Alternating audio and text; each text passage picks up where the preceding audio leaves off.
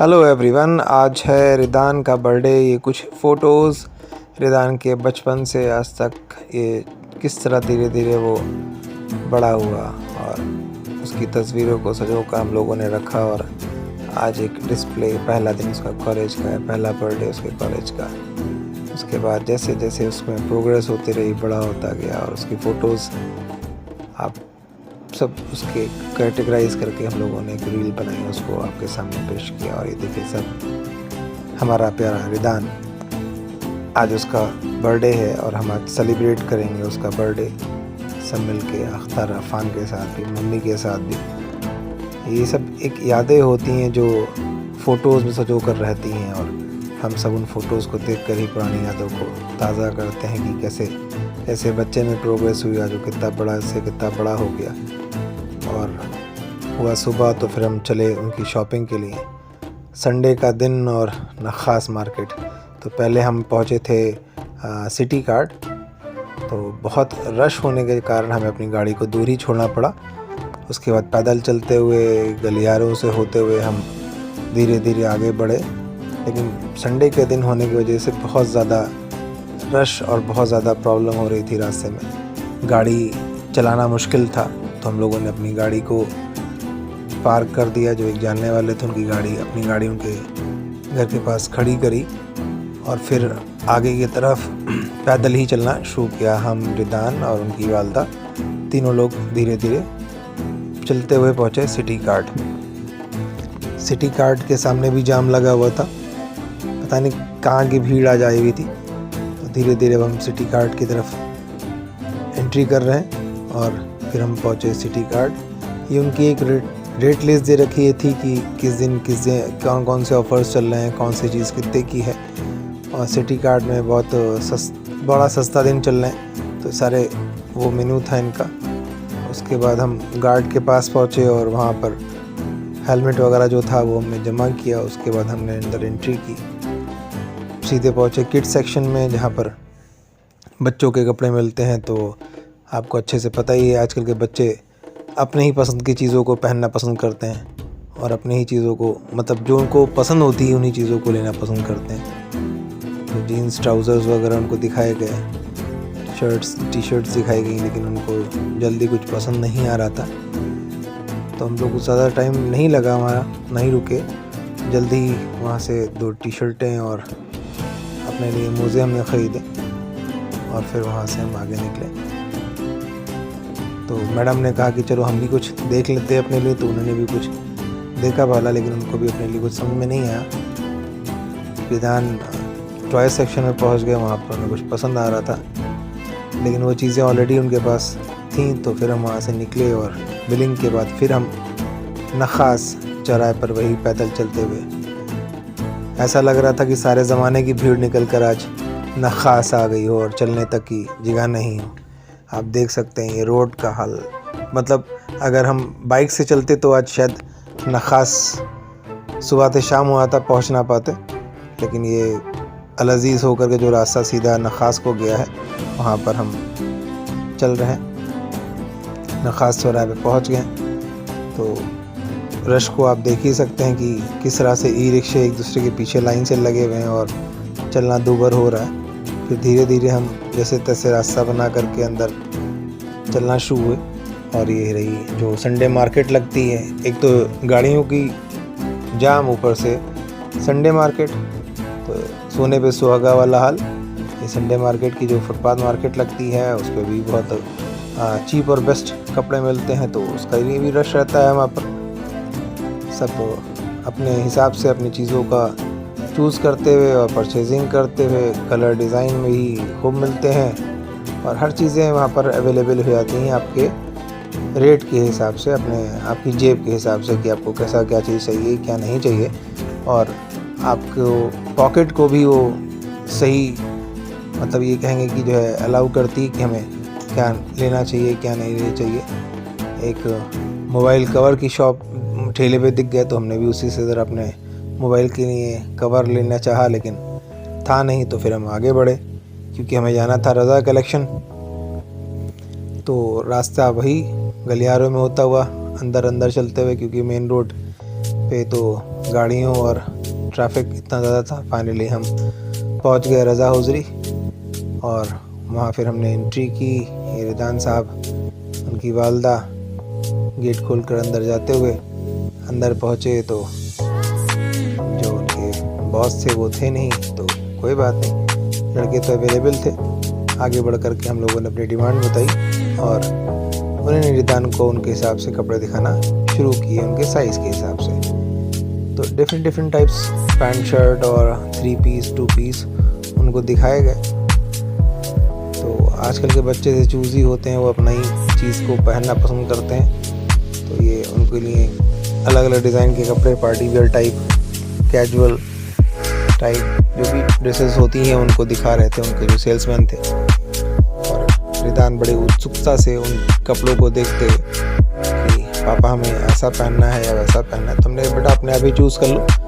तो मम्मी और बेटा दोनों मिल कर के रिदान के लिए कपड़े चूज़ करते हुए एक जीन्स पसंद आई, मेहंदी कलर की थी उनको। हमको भी अच्छी लगी कि ठीक है, अच्छी बात है, अच्छी लग रही है जीन्स। फिर हम लोगों ने उसके लिए शर्ट्स की डिमांड की कि भाई इसके लिए शर्ट्स तो दीजिए हमको कोई। तो फिर उन्होंने शर्ट्स दिखाई, लेकिन मेहंदी कलर की शर्ट के साथ कोई शर्ट मैच नहीं कर रही थी, कंट्रास्ट भी नहीं मैच हो रहा था। वाइट शर्ट एक मैच कर रही थी, तो उनकी मम्मी को वाइट से थोड़ा सा एलर्जी रहती है, मतलब वो वाइट गंदे जल्दी हो जाते हैं, इसलिए उनको पहनना अच्छा नहीं लगाता है।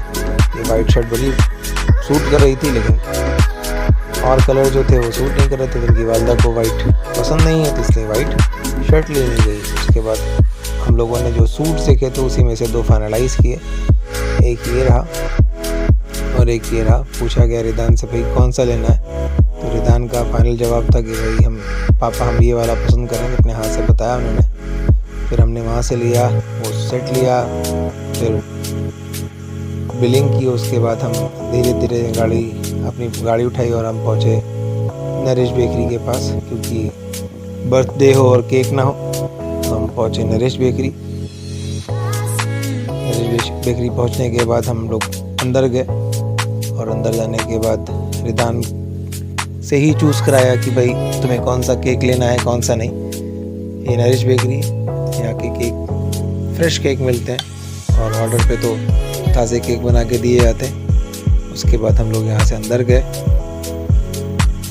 जो सेल्स बॉय था उससे बताया कि भाई हमें केक बनवाना है, ये डिफरेंट टाइप्स ऑफ केक्स हैं, तो सामने स्क्रीन पे दिख रहे हैं।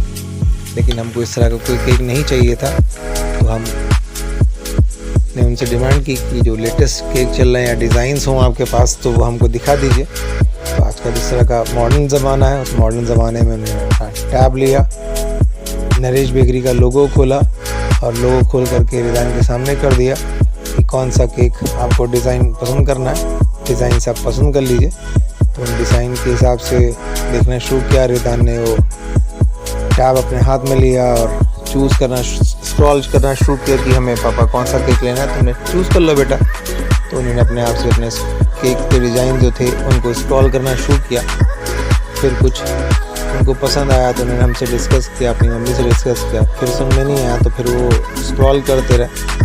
उन्होंने एक केक को फाइनल किया। उससे हमने पूछा कौन सा केक है, तो उन्होंने ये दिखाया। तो हम लोगों ने उनसे डिमांड की कि भैया क्या ये केक अभी 2 घंटे में 3 घंटे में अवेलेबल हो सकता है क्या? और इनका अभी तो नहीं हो पाएगा क्योंकि बहुत जल्दी आप बता रहे हैं। तो रिदांस ने फिर उसमें से फिर टैब दिखा करके चूज़ करना शुरू किया हम लोगों ने कि कौन सा केक लेना है, कौन सा नहीं।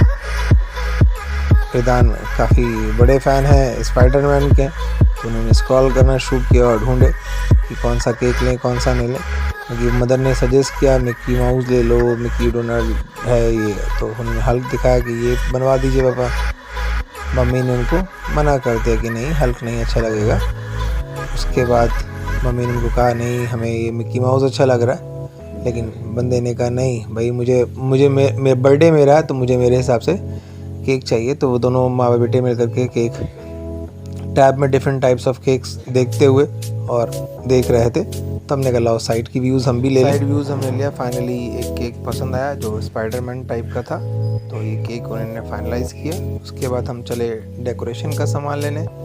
रास्ते में ही एक बौली चौकी के आगे एक डेकोरेशन शॉप है जहाँ पर सारा डेकोरेशन का मटेरियल मिलता है, चाहे बर्थडे हो पार्टी हो। तो यहाँ से हम लोगों ने बलून, पार्टी बॉम, फ्रिल्स और आप कहिए कि बर्थडे जो कार्ड होता है वो लिखा हुआ, ये सारी चीज़ें यहाँ पर अवेलेबल थी। हमने पहुँच करके अपनी डिमांड बताई कि हमको ये चीज़ें चाहिए। उन्होंने वो सारी चीज़ें निकाली और निकाल करके हमको मुहैया कराई, दी। हमने वहाँ उनको पे किया उस चीज़ के लिए। उसके बाद हम आगे की तरफ चले अपने घर की तरफ। ये सारी चीज़ें यहाँ पर अवेलेबल थी। हम लोग हस्बैंड वाइफ मिल करके रिदान को गाड़ी पे मैं बिठाला और हस्बैंड वाइफ मिल करके चूज़ किया कि कौन सी चीज़ें लेनी है कौन सी नहीं। उसके बाद हम वहाँ से निकले अपने घर की तरफ। हुआ शाम का वक्त। राजा बाबू को अब तैयार करना था कि उनकी ड्रेस जो लाए थे उसको अनपैक करके देखा गया कि कैसी लग रही कैसे नहीं। ये उनकी शर्ट है, टी शर्ट, ट्राउज़र है। इन चीज़ों को हम लोगों ने रखा, रैप कराया उन्हें। फिर चले गए नहाने के लिए।